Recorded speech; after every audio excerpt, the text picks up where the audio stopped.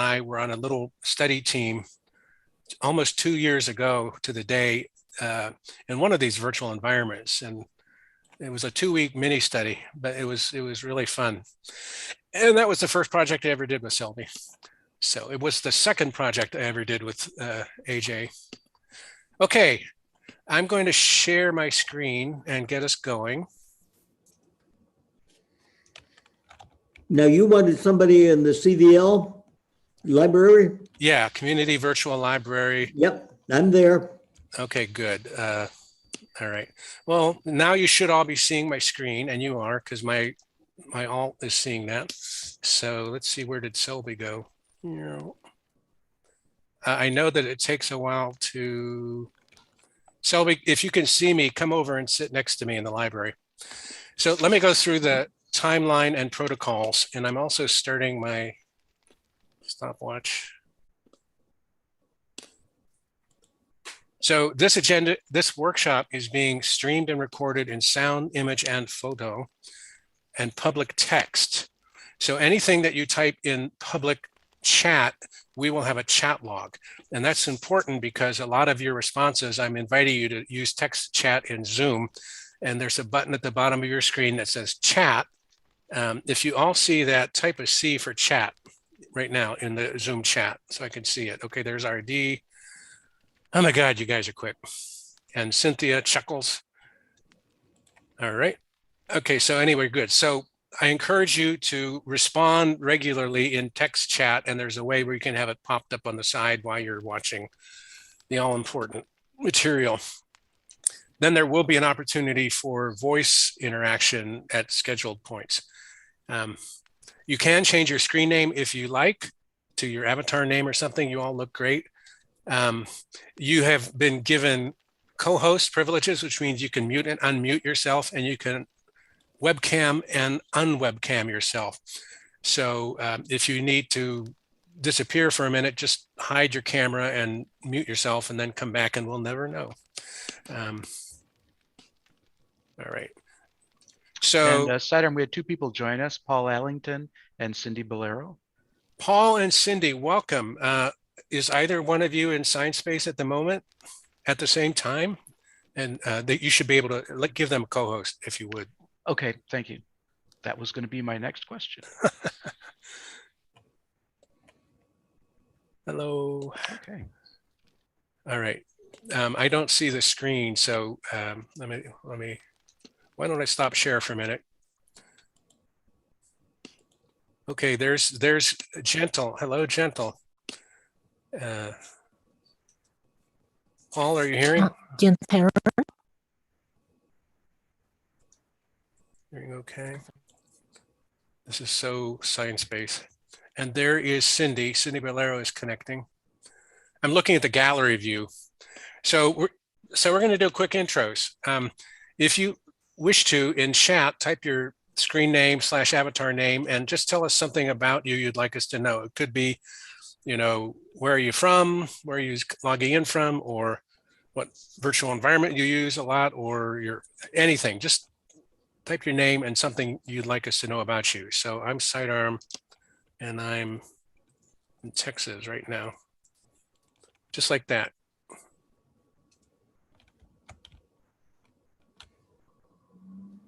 All right, Becky. All right.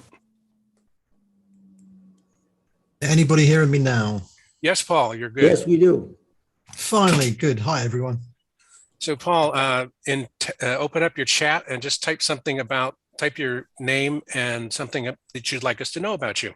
Could be anything. Where are you from? Or what you like to do. I can think of 5 things at once.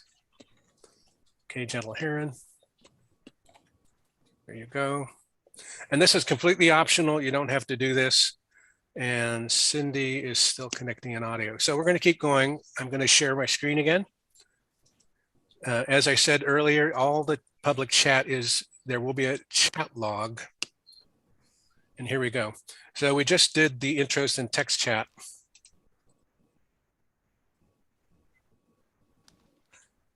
All righty. And what we're going to be doing is about 15 minutes of some selected material that I'm going to share with you on the theme of what is the metaverse, what is an operational definition. And you are free to respond in text chat, although I won't be monitoring that until after I stop sharing my screen. Let me just test something here. Or no, I'm not going to do that yet. I'm not sure if I have done my sound or not. Oh, I see what's going on. And anyway, that's all part one. So you ready? Mhm. Yep. All right. Okay. Ladies and gentlemen, welcome to Composing for the New Era, an operational definition of the metaverse. A lot of people think composing means music. I think composing also means putting things together in a pleasing arrangement, which could be sounds like music, images like PowerPoint slides, tastes like cooking, textures like clothing, anything that's physical world that can be arranged into a pleasing arrangement is composing. But in the digital world, we're pretty much locked down to sound and image. So this is an interactive workshop. I'm going to talk about operational definitions and the metaverse. Is OpenSimulator a metaverse? Well, this is being sponsored by the OpenSimulator conference, so I have to talk about that. Yes, of course it is, but why? How do we assess metaverses? Okay, what I would like to have happen here is I invite you to leave your preconceptions at the door. I know I am speaking to an expert audience. We will keep your preconceptions safe and you can pick them up again on the way out. Is that a deal? Mhm. Yep. All right. So the target audience is people like us looking for more perspective. What is the metaverse? What does it provide? And of all things, I'm saying one of the key outcomes could be it's easier and more successful trying to explain to other people why you like this so much. So that's the agenda. So what is the metaverse? And this is material that I've been delivering to university students in Turkey and Ireland and to the and students in Europe. Selected slides. The metaverse is a persistent online digital environment with instant two-way co-creative multi-user access. The digital metaverse exists above our physical universe. Meta is Greek for above. But let's get materialistic for a minute. It's actually runs on wires. In Texas, we call them wires. And this is a picture of Earth's submarine fiber optic cable network. Our continents are engirdered by thick cables of fiber optics that go all the way around the coastline and cross between the land masses. But it's also over our head on radio. These are mobile network towers. You just take a walk or drive anywhere and you see these towers all over the place with antennas pointing every which way in the other. So it's very, very physical and it's very digital. We're already living in the metaverse. Really? So we're going to test these 7 platforms to see if we buy that we're already living in the metaverse. Mhm. But before we do that, the importance of operational definitions. W. Edwards Deming said that an operational definition is a procedure agreed upon for translating a concept into a measurement of some kind. He became famous for helping the Japanese auto industry revolutionize itself and become a #1 commercial world-class operation because he helped them change the concept of quality into measurable procedures that they could track. It didn't take long for the US auto industry, for those that are in the United States, to remember the panic when Japanese autos were outselling US brands left to right. and they quickly caught on board with using operational definitions. The key point that Deming makes, though, when you translate a concept, there's no true value. The true value is based on how did you measure it. If you change how you measure it, you're changing what you're talking about. What does this mean about the metaverse? The concept of the metaverse is not usable unless it can be measurably defined. And the minute you measurably define a metaverse, there can be more than one. The issue isn't having multiple definitions for a metaverse. The issue is, are you using the same definition when you're talking to other people? Now, just to give an example, chair has more than one valid measurable definition. The dictionary.com says, hey, a chair has 4 legs for support and a backrest. There's a chair, it meets the definition. I don't know about you, but I would feel very uncomfortable trying to sit in that. So dictionary.com says, or it supports like a chair. And that I would feel very comfortable sitting in. I'm sure we could think of other examples that you can sit on comfortably that aren't going to quite meet the canonical or the first definition of chair. So it depends on which definition you're using. So let's hit 4 operational definitions of metaverse. The canonical or original definition is Stevenson. In 1992, he wrote Snow Crash, and he said, an metaverse, it's a computer-generated universe. An avatar is an audiovisual body that we use to communicate with each other. And he said, the metaverse is going to come across fiber optic cable. Oh, he seemed to nail it pretty well. We just saw a picture of the global Earth fiber optic cable. He did miss a bet on Wi-Fi radio, but that's kind of an add-on later. This is probably what most of us think of as the metaverse. But modern day people don't think that way, do they? Wait a minute. Scott Stein of CNET in 2021 gave this operational definition of the metaverse. It's a space where avatars can meet. He used the word avatar, and he actually referenced Snow Crash in his article. It's an ecosystem for connected apps. It's as creation-friendly as Minecraft. You can create in it. It's as popular as Fortnite. It has a lot of people on it. It's as useful as Zoom. And finally, it runs on many devices accessing a shared world. A third definition, Luca Grabischer, who's in our workshop. She is the attractively animated cat. And she posted in Reddit a beautiful graphic down here. She's a digital artist, among other things.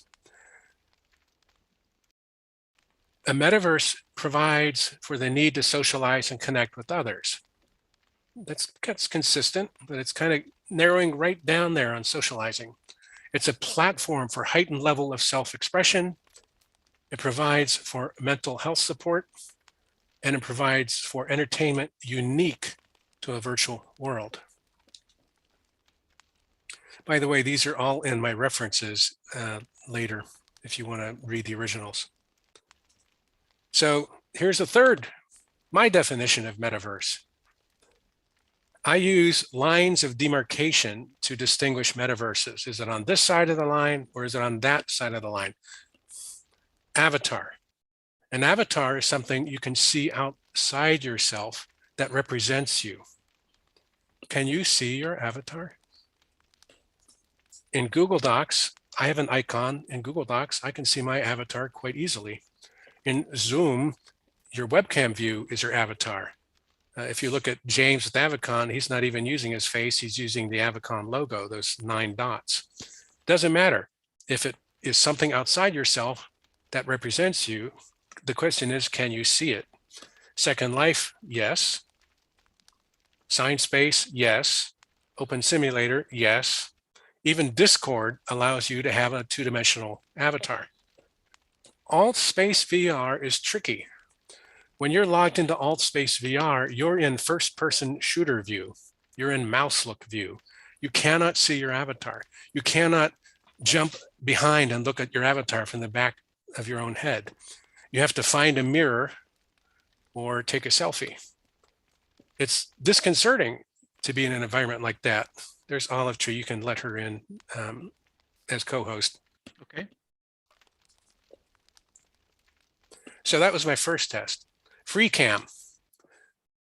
Can you see behind the other avatars and around them? Google Docs? Nope. Zoom? Nope. I mean, theoretically, I could turn off and you can see my kitchen, but I can't see behind Luca. I can't see behind Selby.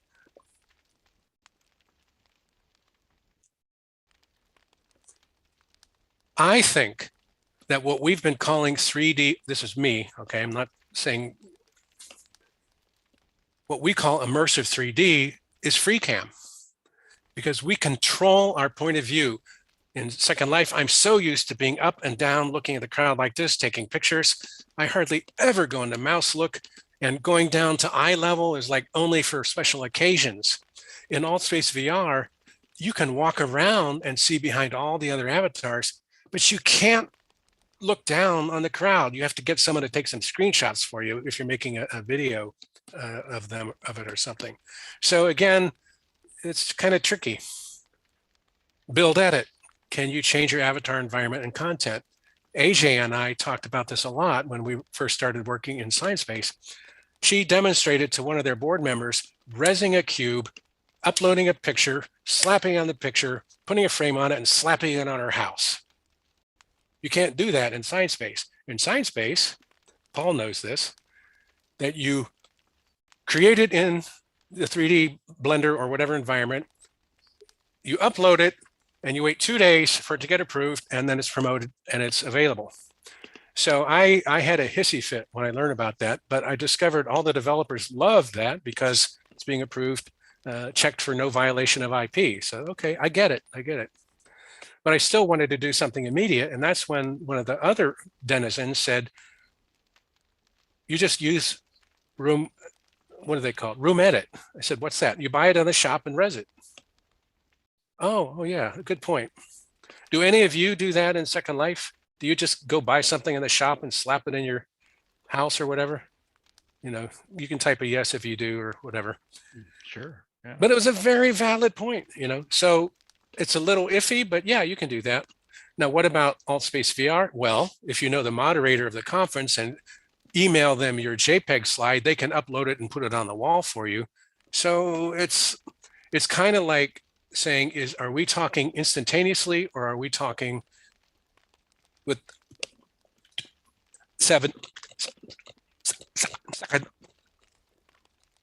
lag that drives you crazy? You're going to drive your host crazy. Yeah, there you go. He thought I was really lagging. So, and then can you visit whole worlds made by others? So that's kind of how those are my yes, no questions. But the point is yes, no, or maybe still depends on what is the app, what is the platform, and what definition are you using? So I gave up the right to hate on other virtual environments because they don't do it the way I'm used to. You know, if I have a use case that makes it worth it, I'll go figure out how they do it there and you know, learn to work with it. Sitearm, as people have questions, there have been a number of questions in chat. Would you like those raised during the presentation or saved for later? Why don't we're almost up to the first interactive part. So yeah, let's do it right there if you don't mind. Okay. Thank you for asking the questions, y'all. I'm not really from the South, but I learned to say y'all. The fourth metaverse definition is apps and platforms. This is a diagram called electronic collaboration tools, user access and decision factors, tools allowing instantaneous, synchronous, many-to-many online interactions. Many of you participated with me reviewing this, including Selby and several others all the initials. You can't read it, but if you, in my references, there's a link to it. But I'll tell you what stands out. Is it instantaneous, synchronous, many-to-many, interactive? I mean, instantaneous within, human ability to put up with a lag. Synchronous means we can talk back and forth at the same time, like James and I just did, and can be many-to-many, like you all are interacting with me. I mean, if y'all have the ability to unmute your mic right now, and we could have we could sing the Hallelujah chorus. That's synchronous, same time. So to me, that's like the first fundamental definition for me of what a digital metaverse is. Then James raised a good point, and others have too. Is it persistent? When you log out and come back, is your Google Doc still there? When you log out and come back, is your ScienceSpace region still there? Is your Second Life home still there? Is your Discord server and chat still there? AltSpace VR, you can build your own home and it'll still be there when you come back. Some virtual platforms, no, it goes away when nobody's logged in. And the last thing, this is especially something Selby taught me, is it meeting your use case? Never mind all those questions, are the fundamental questions that have to be yes, yes. So that's the fourth proposed definition of what a metaverse is. So now we're going to go into the discussion, and the way I'd like to do this is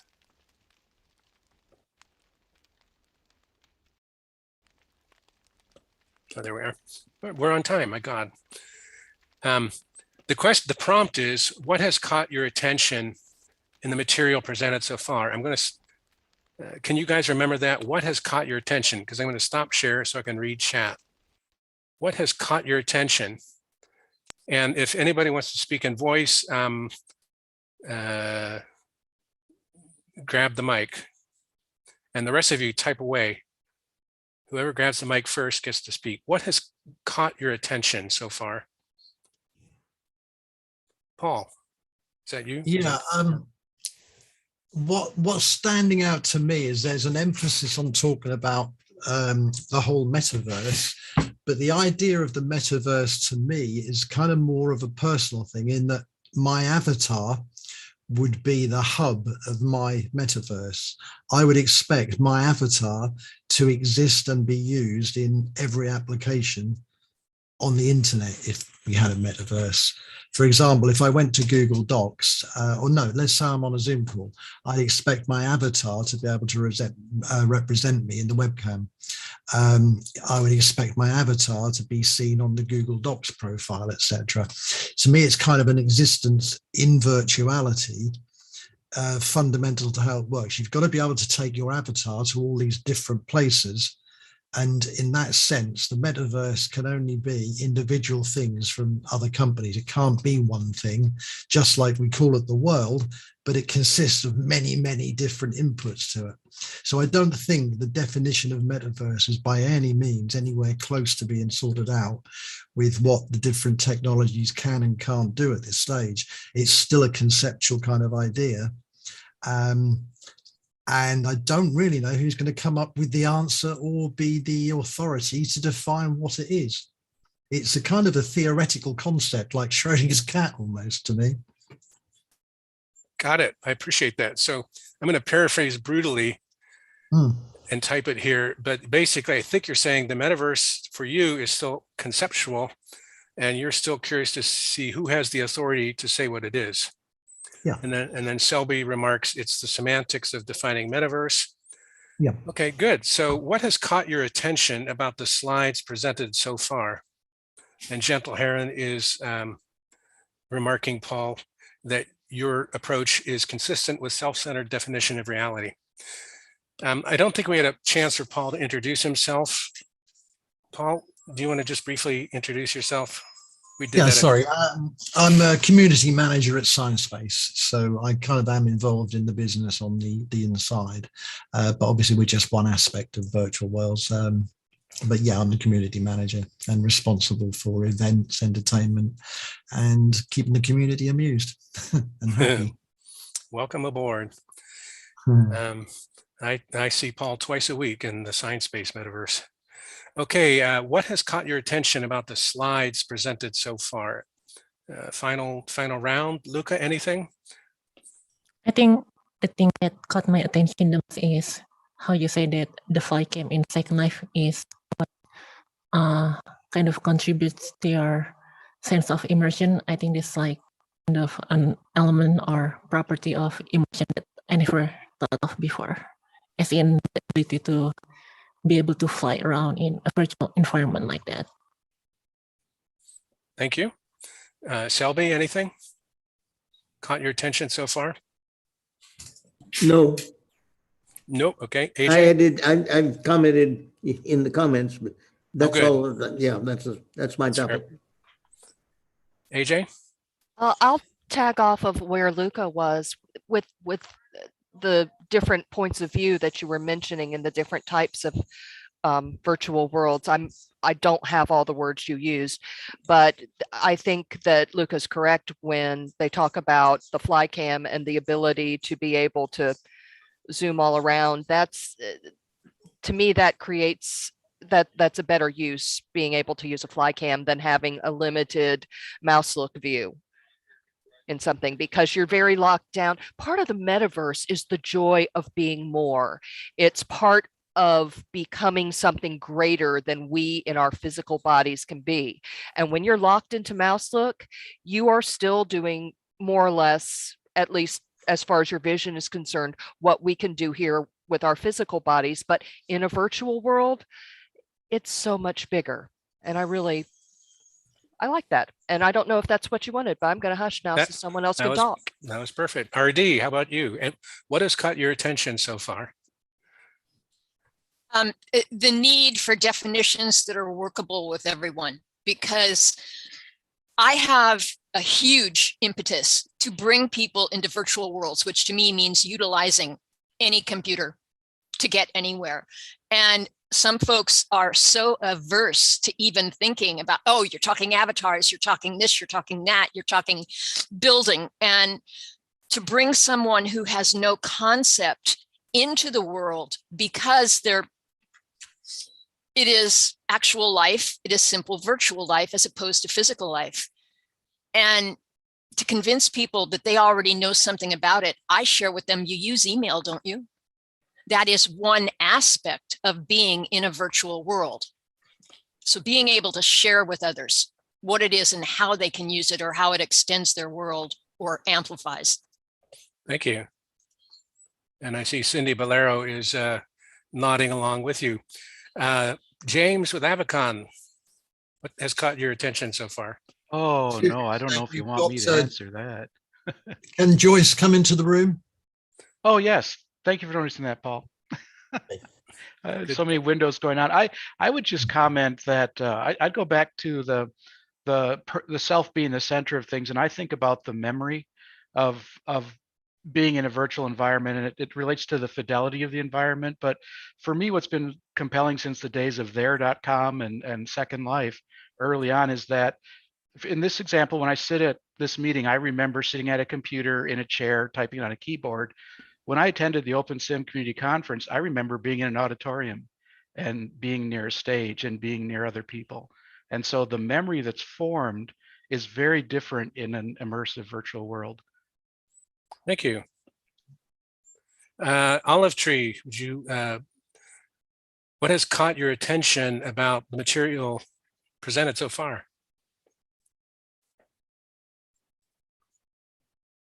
And again, you can also use chat.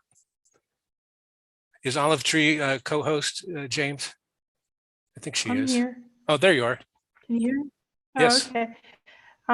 I'm sorry. I can't. I mean, by the time I logged in, I'd missed most of it. But I saw some of the discussions in the chat. And from what others said, I can tell you what.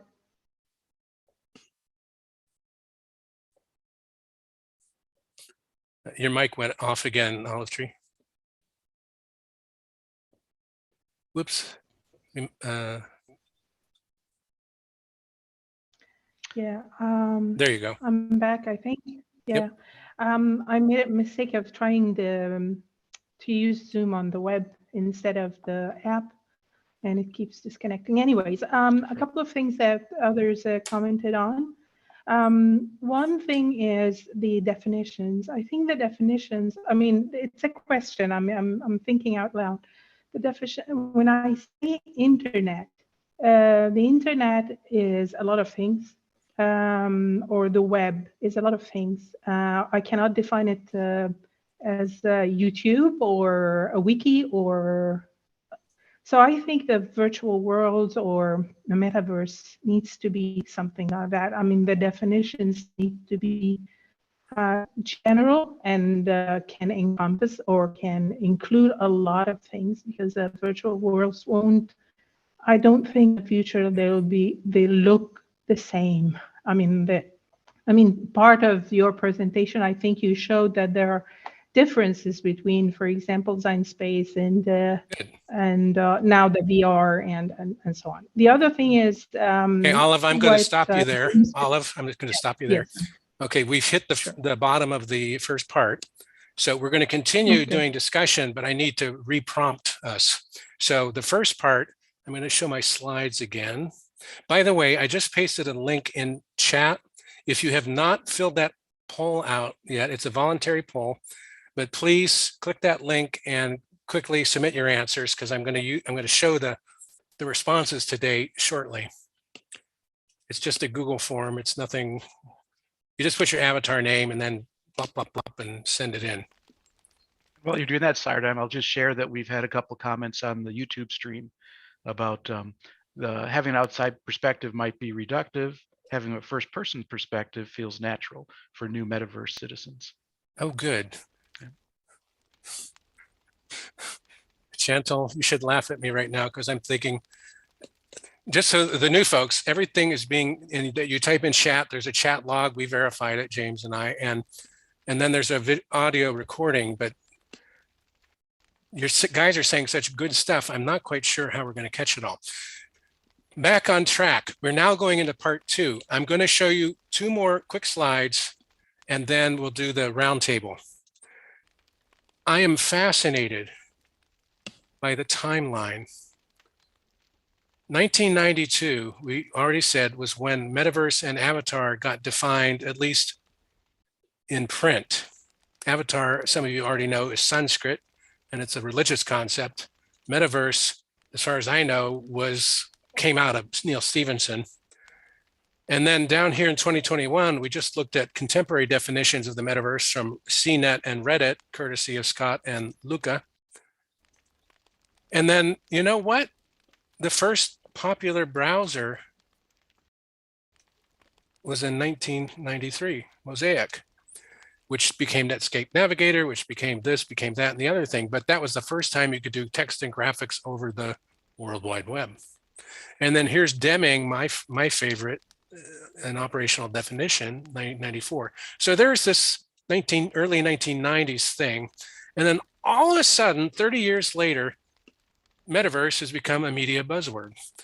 It's like the old saying, you know, it takes 30 years to become an overnight success. So I find that evocative. And there's Second Life right there, halfway in the middle, and there's Science Space right there. Like 2015 and 2016 were very good years. And then Zoom has been around for 9 years already. But it took off because of, you know why. Second thing, this picture. This is a concept diagram. The scribbles on the left are IND-IM, means individual imagination. And the scribbles on the right are group, which means group realization. To realize something means to make it real. Like when you res something in Second Life, or when you sew something in the physical world, to make it real. And we come up with ideas, but ideas cannot be copyrighted. They cannot be trademarked. They cannot be patented. In order to do that, they must be made real. It must either become a physical object like a mouse. It must become a digital picture or a digital sound like the song. It has to be put into a physical media of some sort, including digital, to be group realized, to be shared.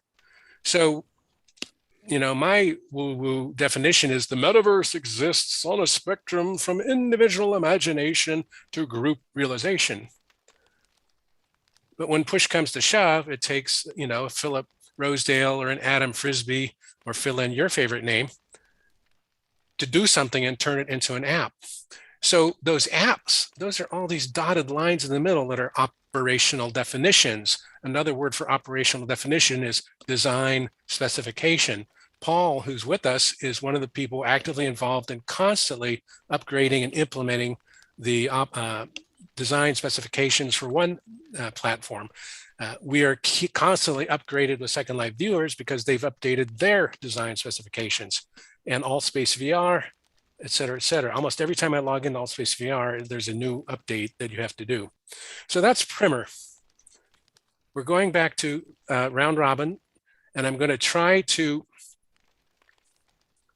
I should have printed this. What I've been trying to do, guys, is I just call on you in the order that your webcam happens to be displaying to me. And it's page 14. So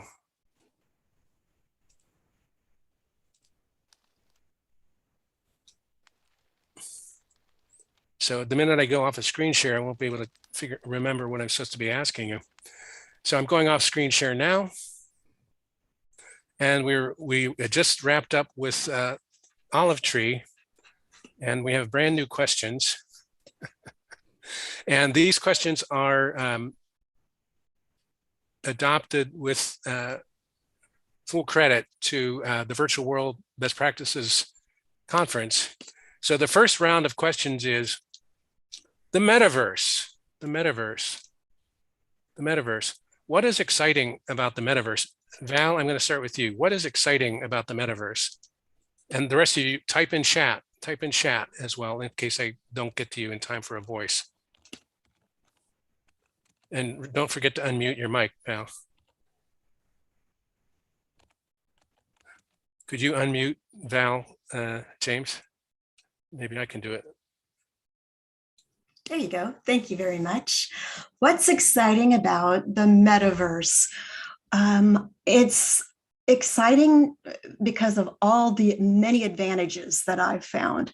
You can do so much more than you can when you're constrained by all the physical world constraints, one of which is money. It costs $1,000 to attend a conference, and I can do it in Second Life free. So money's a huge thing that's exciting to me, that, you know, you can, and also distance is irrelevant. I can have colleagues all over the globe that care about what I care about. And I couldn't do that only in the physical world. So there's a couple things that are exciting. Thank you. Joyce, if you're there, what's exciting about the metaverse? Oh, good. People are typing. Joyce just typed. All right. Perfect timing. And Joyce says it's a decentralized, immersive 3D future. It's more than I can read. Lear says sharing effortlessly, creating content. Cindy says low carbon footprint, less highway travel. Lynn says opportunities to meet and interact. Thank you. Gentle, what's exciting about the metaverse? If you're there, Gentle. And you can use chat if you prefer. Paul says the metaverse is not fading away or staying static. It's mainstream. It is now mainstream. And Gentle says the utility is amazing. Thank you. Lynn, what's exciting about the metaverse? You already read mine. I did? Yep. Oh, thank you. Who's left? RD. Selby says low cost of educational buildings. I just typed mine in, but basically the fact that it's there and it has been there for a long time and it continues to be there. We can use it. I am so jazzed about this because as a person who normally would not travel anywhere in the physical world due to my challenges, I can be anywhere at any time with anyone on any part of the physical planet in a virtual reality of some sort. Thank you. AJ, what's exciting about the metaverse? I'm probably going to reiterate what a lot of people have said. That's fine. but You can ditto. I love being able to be somewhere that's not Florida. I'm currently a resident of Rosehaven, which is a private estate in Second Life. It's winter there. I have snow. I have so much snow. It's falling from the sky. It's mounted on the ground. I get to wear winter clothes and it's amazing. And I don't have to go anywhere. And I don't really have to wear a giant heavy winter coat. And there's also just the ability that the fact that geography no longer matters. I have friends who are asleep now because it's nighttime. I have people in Europe, New Zealand, Australia, you name it, people are everywhere, and it's amazing. It feels like it's made the world smaller in a good way, more of a neighborhood rather than a vastness that sometimes my mind has trouble comprehending. Thank you. I'm going to go to our next question. What is worrisome about the metaverse? Luca, what is worrisome? Anything is fine, just off the top of your head? I mean, for me, I'm not too worried about too much because I have this belief that if some company probably will try to do a very authoritarian or bad thing, things will balance out because it's always that way. Like, for example, with the train companies of the other days, they got nationalized, and so I'm actually not too worried about. I'm actually very excited about the metaverse in general. Thank you. Paul says Facebook is worrisome. Cynthia Lear says cybercrime is worrisome.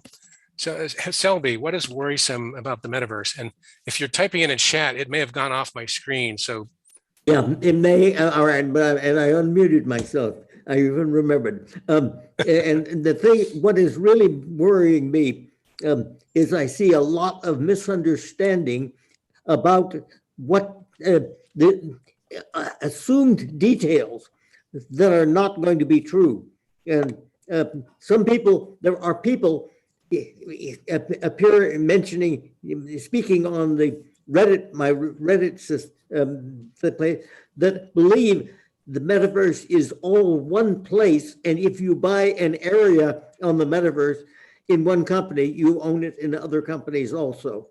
And those, they're going to wind up wasting a lot of money on the basis of absurd beliefs like that. That's actually there's a whole collection of things that the metaverse people, the metaverse even may get the blame for the NFT burst, which is bubble, which is certainly going to burst sometime. And the land, especially when they're selling NFT based land, and I'm sure there's going to be a real bubble burst. So those are the things I'm concerned about. I'm really worried about. Nothing I can do about them, however. got it. So there's a couple comments, many comments along the line. There's the safety factor being preyed upon, the ability to be attacked in new and interesting ways. Inaccessibility is worrisome, true in all realities. That any one large company might control the metaverse or be perceived to, and echo chambers of thought. What is it? Confirmation bias, I think is the word for that. So James from Avicon, are we? When I look this way, it means I'm looking at YouTube, but I can't quite read them. Is there anything you want to highlight that they've responded? That YouTube? Yeah, comment from the YouTube channel, really in line with the same thing. You know, the worrisome that one massive company would own the metaverse and censor it. Yep. Okay. Next question. What is the current stance or opinion on the metaverse?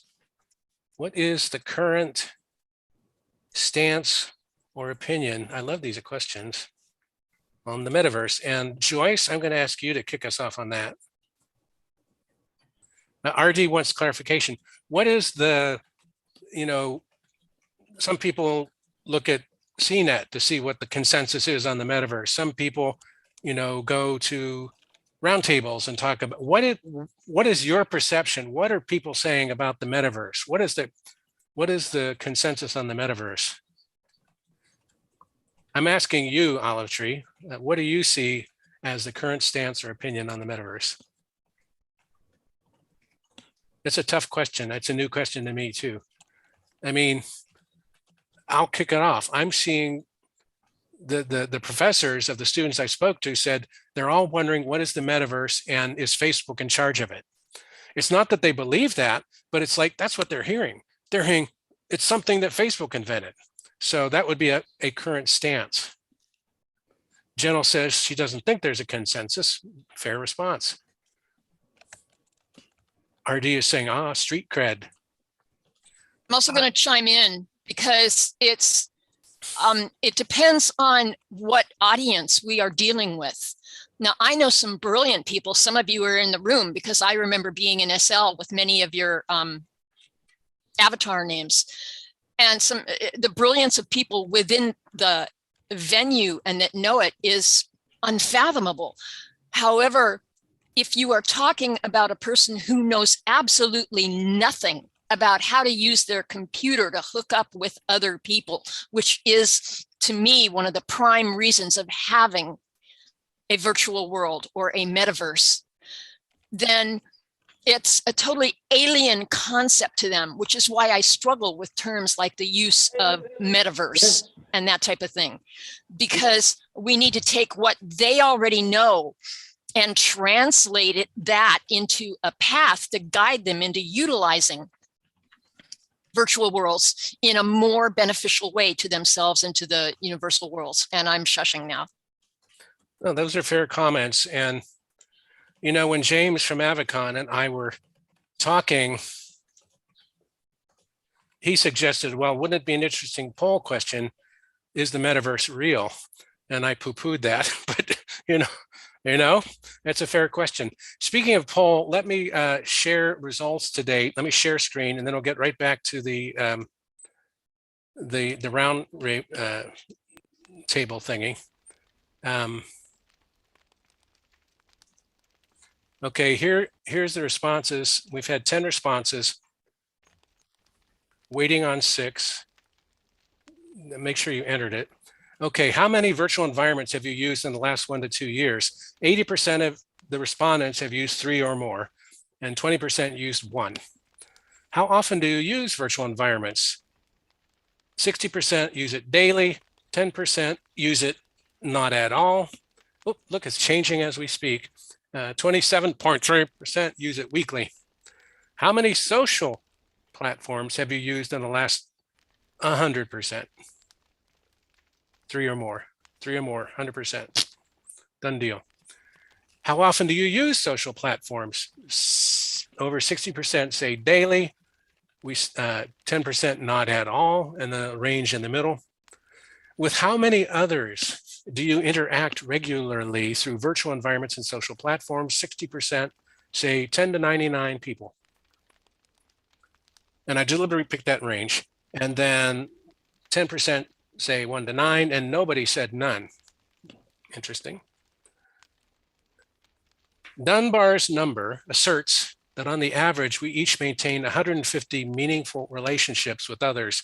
To what extent does use of virtual environments and social platforms help you maintain meaningful relationships? Over half say 10 to 99 of my meaningful relationships are helped through these platforms, and 18 are down to the 1 to 9, and an amazing quarter say over 100.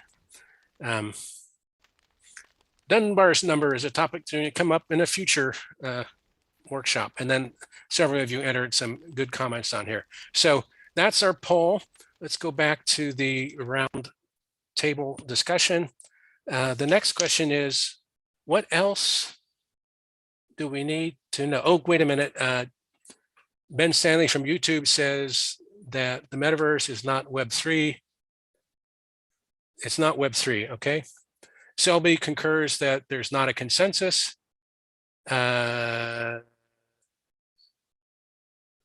Valerie's talking about way too many voices shouting and teens, et cetera, not knowing who to listen to, and in the rise of the influencer. So what else do we need to know? Lear, I'm going to start with you. What else do we need to know about the metaverse? And you all can type in chat on YouTube as well as, and thank you, James from Avicon, for monitoring the YouTube here. That's a pretty tall order for the future. See, for me, the metaverse is the 3D web, and everyone's used to the 2D web, right? So it's a different way of thinking about how we socialize and interact, but it's the power of creation. It's not just in the hands of the elite few. Now everyone has the ability to create, just as they did to produce media, you know, with all the affordances of YouTube and other social media services. So I think we're going to see inroads that will take us in wonderful new directions, you know, for learning, socialization, for creativity, and then also for science, you know, so for education, it's great. Thank you. Paul, what else do we need to know about the metaverse? And y'all remember, keep tapping. What else do we need to know about the metaverse? If you're still there, Paul. Yeah, I'm still here. I'm just having a ponder on that. Have a ponder. I'm still concerned about the influences the larger companies will have on this, and whether we're going to get freedom or restrictions in it. I can't see this happening really for still a number of years. I know the buzzwords about, I know 30 years ago was the first virtual world, etc. But there's still a lot of stuff that is not going to cohesively knit the metaverse together until we've got applications that support the idea of a metaverse. It can't happen. You're looking at the ability of Windows to copy and paste something between applications. We need that. But for our regions, our worlds, our environment, our props, our avatars, and the things we own in our own individual virtual worlds, I cannot see the cooperation happening between virtual worlds to make this an easy process. Thank you. So many companies got to be a part of this, join in with it. It's almost like we might need a metaverse operating system to replace Windows to make this achievable. Thank you. Olive Tree kind of did that. How will it be regulated? Selby says we need to, how do we tell others about the use cases that can serve them? RD is saying social emotional learning, having conversationally tilted, or I'm not sure, facilitating clear languaging. And then Lynn is saying, how can we make it to people that don't have hardware for 3D equity? And Valerie is dittoing Paul. And Selby is AFK. I love it. James from Avicon, what are we hearing from YouTube, if anything you want to highlight? Yeah, I've posted in our chat just, you know, more comments about metaverse being good or bad. The internet has changed our society in so many ways that we couldn't have predicted it when we created it from Ikelos on YouTube. Thank you. So I'm going to do the debrief now, because I promised that we would end on time. Again, all the chat log will be, James has verified that he's got access to the public chat log. Anything you said in private is not captured by Zoom. And there's a chat log on YouTube. And these slides are available. I'll post a link here shortly. If you wish to have them, they're available for you to use.